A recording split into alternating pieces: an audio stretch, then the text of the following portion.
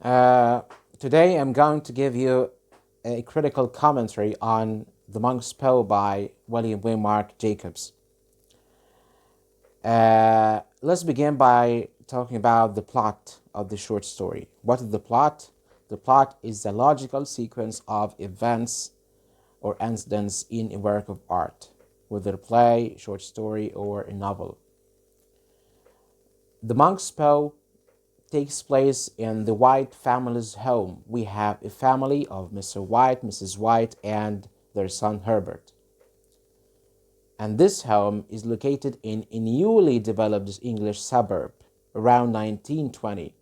The time setting of this play is 1920. In the midst of a raging storm, we have a storm that is raging so wild outside that can be easily heard from the very beginning. Mr. White and his son Herbert pass the time indoors by playing a game of chess, as usual, while Mrs. White, the mother, is knitting by the fire. This little family expect a guest, despite these insecure, horrible weather conditions. Mr. White is furious about both losing to his smart son in chess and living in such a desolate place or area.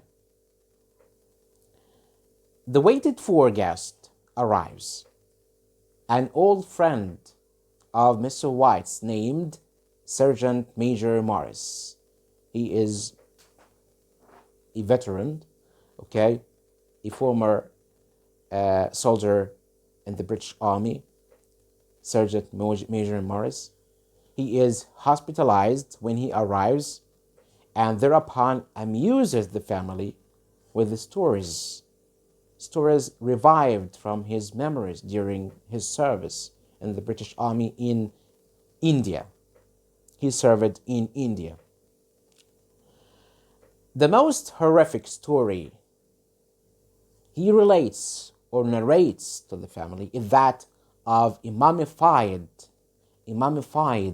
monk's paw, spelled by a fakir. So the word spell, S-P-E-L-L, here doesn't mean to tell the spelling of a word. No, it means a curse, a paw that is cursed, spelled by someone known in India as a fakir. A fakir, F-A-K-I-R, is an Indian holy man considered to be a religious man, okay? A mystic man, maybe. Why?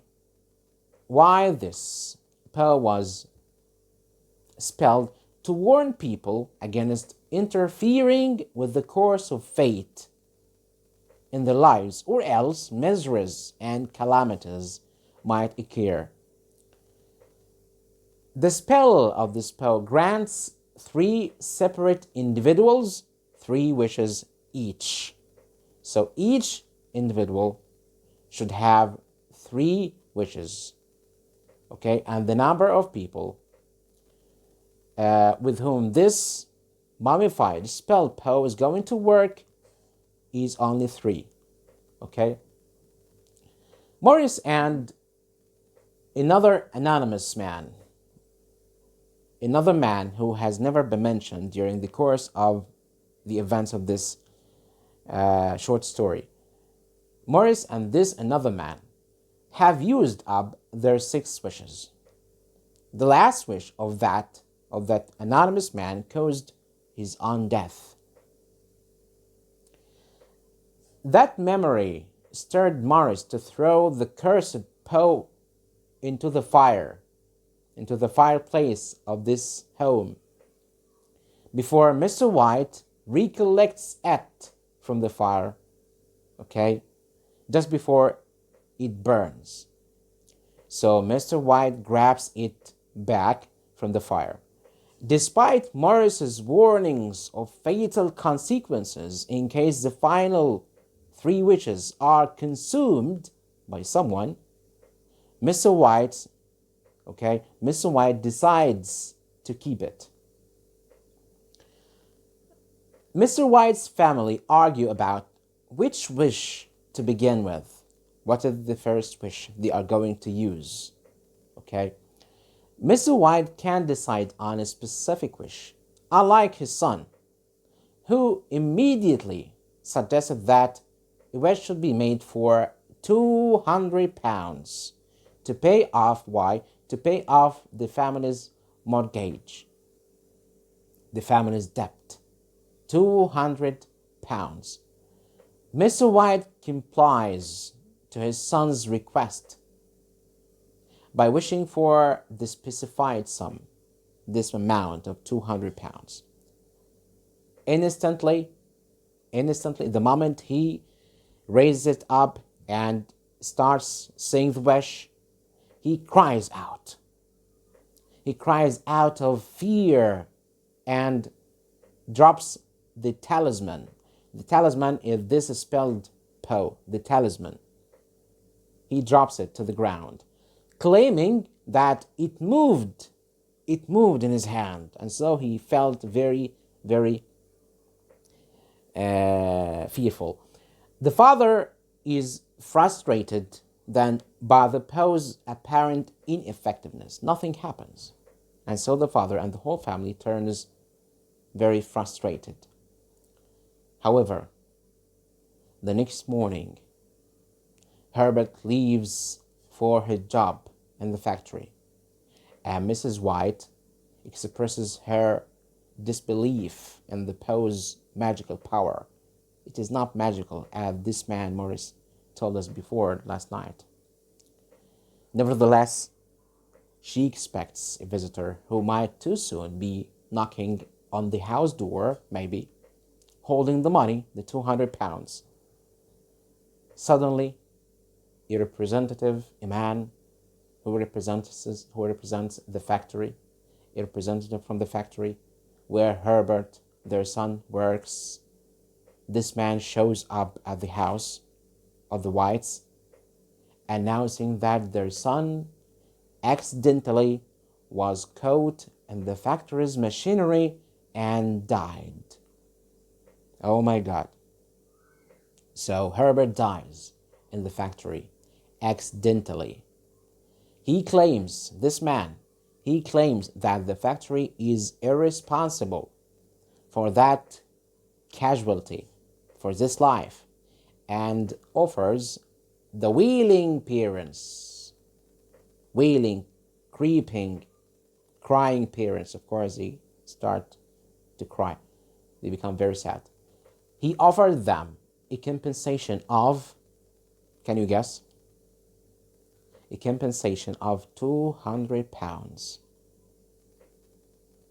What a shock. Now they remember the words of Sergeant Major Morris, that a calamity or a catastrophe, something very sad, usually happens at the cost of the wish that is being granted. Something in return, and this something usually is very, very costly, very expensive. It costed them the life of their son. Let's go back. After Herbert's funeral, the Whites succumbed to total grief and sadness. But a week later, Mrs. White has an idea. She suggests using one of the two remaining wishes of the Poe. Why? For what purpose? To resurrect Herbert from death, to get back her son from death. The second wish, to use it up. At first, Mr. White disapproves the idea because it would cause further losses or damages. Okay? Yet, upon his wife's stubborn insistence, he reluctantly uses the second wish so that his son might come back to life.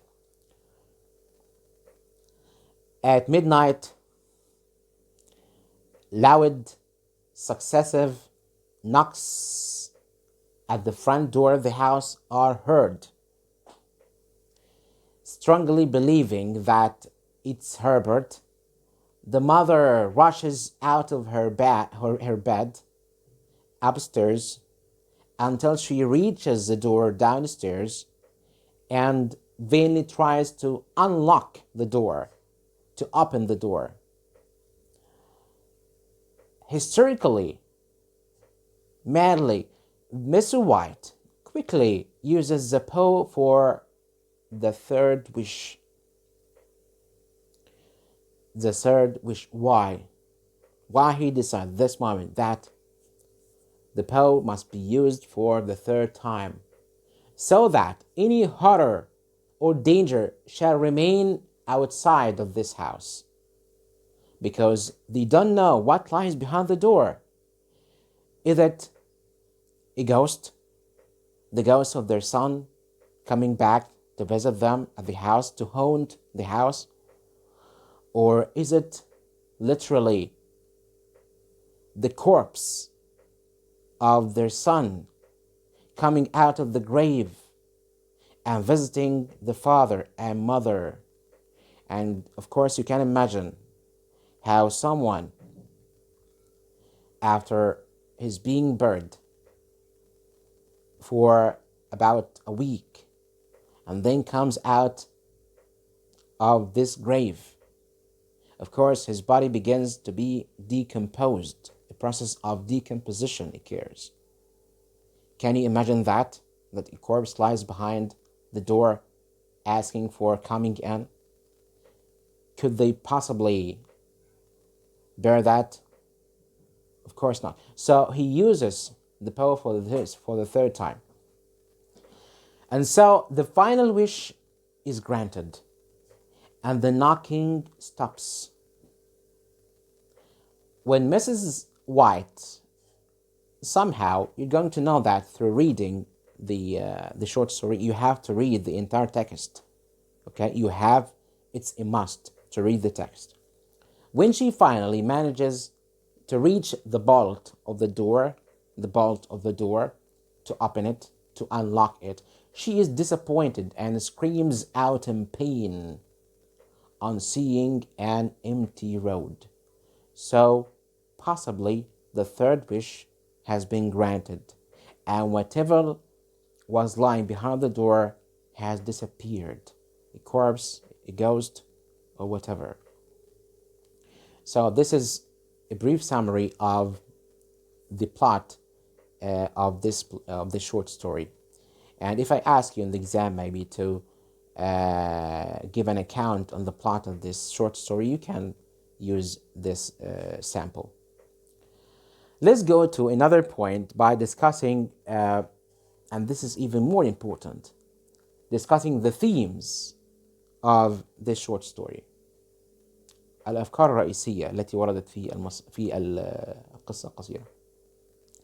Number one, and write this down, the clash of cultures.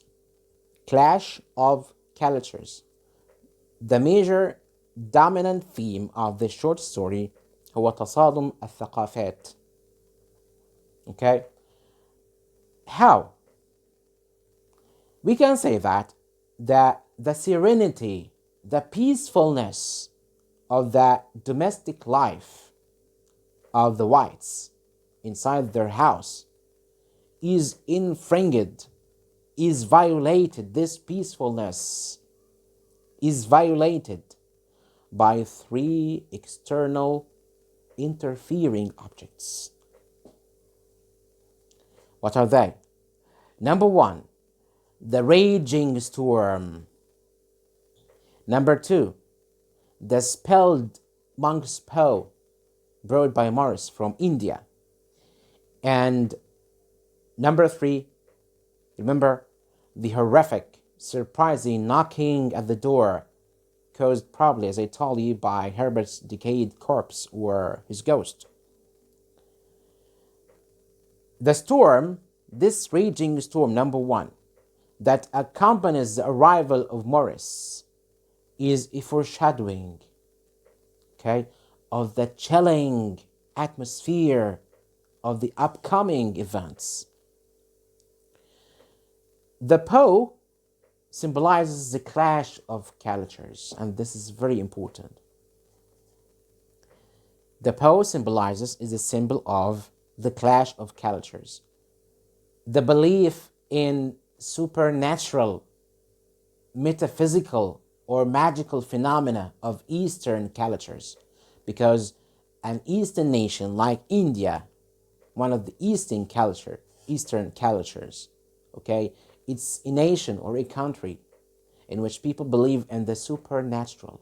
علم ما وراء الطبيعة الظواهر التي تفوق حدود المعقول الطبيعة. They believe in the supernatural, the metaphysical, or the magical, okay, phenomena, السحر. This belief in Eastern cultures like that of India collide with the rationalism and logic of European cultures like Britain or England. So there is a clash between magic, supernaturalism, or metaphysicality on one hand, and the rationalism, logic of European or Western nations like England or Britain. The knocks at the door stand for the impending dangers, the approaching dangers resulting from the increasing, this is very important, these dangers result from the increasing belief of the whites who represent European cultures, their increasing belief of the whites, of the white family, and the cultural traditions of the Fakir, the cultural traditions of this holy man who is called Fakir. And this Fakir represents Eastern nations. Okay? Jacobs's short story, this story comes in response. You might ask, why did he write this at that time specifically? You know, this short story comes in response to his fear that his homeland, England, is being drastically flooded with the cultural specifics of colonized territories such as India, because at the time India was under the occupation or colonization of Europe. And so there is a negative impact of this kind of colonization. Okay? The transportation of mystic ideas, magical, supernatural culture standards of the East to the West or to Europe. Okay? You know, particularly through those soldiers coming home as Sergeant Major Morris, for example. So Jacobs attempts to say that although imperialism brought more land and natural resources under the control of Britain, it entailed the acquisition of foreign, irrational, magical, supernatural, metaphysical, okay, cultural traditions. Okay, let's move to another theme, which is, write this down again, dodging fate. Dodge, D-O-D-G-E. It means to deceive. Dodging يراوغ. Dodging أو يخادع أو يخدع. Dodging fate. خداع القدر. Well, with a magical mummified paw of an Indian monkey, Mr. White believes he can alter his family's fate. He can change the destiny of his family. His first attempt to change fate by wishing for 200 pounds results in a catastrophe. Of course, it's a tragic end. Ironically, this amount of money, £200, is offered in compensation for the accidental death of their only son, Herbert. And so this fatal consequence suggested that humans, pay attention to this, it suggests that humans' attempt to stand in the way of fate is futile, is useless, and may even be destructive. And that destruction influences not merely individuals, but even the entire society. We have another theme that is very unique in the course of this short story, which is industrialization. Industrialization, the effect or the impact of industrialization on the British society at the time.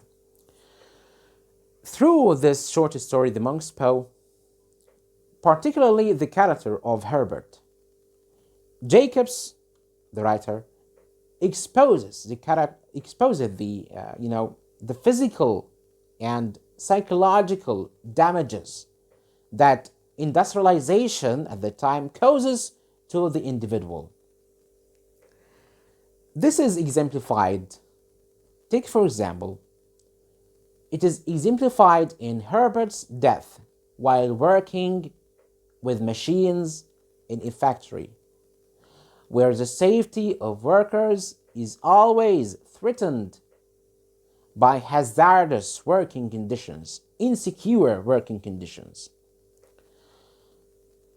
So, relying on the tragedy that befalls Herbert, that happens to Herbert, Jacobs mixes, he mixes the supernatural horrors of the Poe with the realistic social adversities or difficulties of industrialization. So this family is exposed to two threats. One external, the Poe, and one internal, industrialization. Two threats, two horrors. Even when the representative, if you remember, even when the representative of the factory's board arrives at the house of the Whites announcing the death of Herbert, this sad news, he displays, this man, this representative of the factory, he displays an air of haughtiness, arrogance, and indifference, unconcern, and coldly asserts to the parents it was Herbert's own mistake. It was Herbert's own mistake. Jacobs alludes here to the exploitation practiced over laborers or workers by English capitalists who run the economy of the country at the time, who adhered only to maximizing their wealth at the cost of many poor lives. Thank you for your good listening, and try to read again this short story in the light of the points or elements mentioned in this discussion. Thank you once more.